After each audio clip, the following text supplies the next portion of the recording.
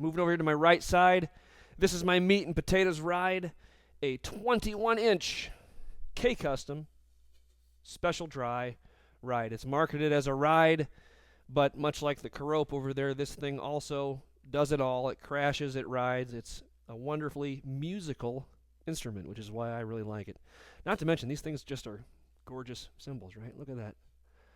That spiral lathing on there. You can see the shiny strips there when I hold it up to the light. That's where they've gone around this thing with a lathe and they've scraped off the crust that forms on these cymbals when they bake them in the oven, right? But they've left a lot of that crust on here, which dries up the sustain, easy for me to say, and gives it a very pronounced stick sound. However, it's not too dry, courtesy of the fully lathed backside. Look at that. Whew. Lots of dry cymbals don't have a fully lathed backside, but these guys do, which I really like.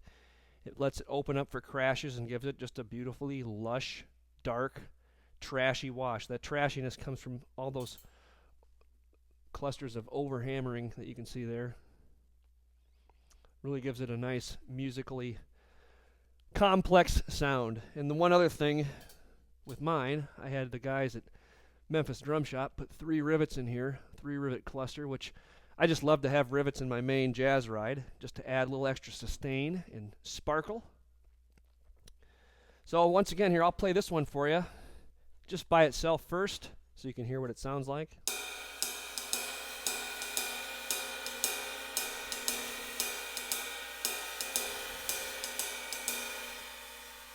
Very pronounced stick sound, very complex, lush wash.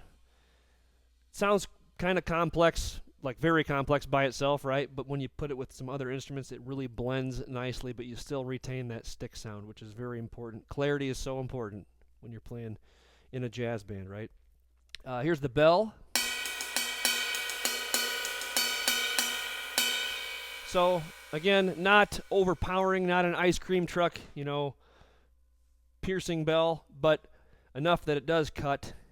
You can play some nice accents there. If you're doing maybe a Latin thing or a funk chart, works really well for that. And again, the crash on this, pretty surprisingly nice for a dry cymbal, right?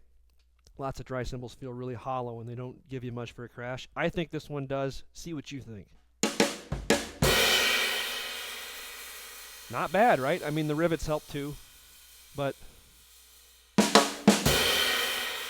still a pretty darn good crash, in my humble opinion. Okay,